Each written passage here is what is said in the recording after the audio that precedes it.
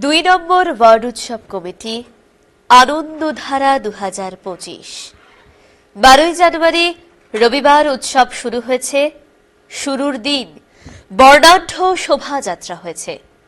31 জানুয়ারি পর্যন্ত এই ওয়ার্ড উৎসব চলবে। ফুটবল প্রতিযোগিতা হয়েছে 12 জানুয়ারি রবিবার। সেই ছবি আপনাদের সামনে তুলে ধরলাম। সেই ফুটবল প্রতিযোগিতায় 16টি দল অংশগ্রহণ করেছে।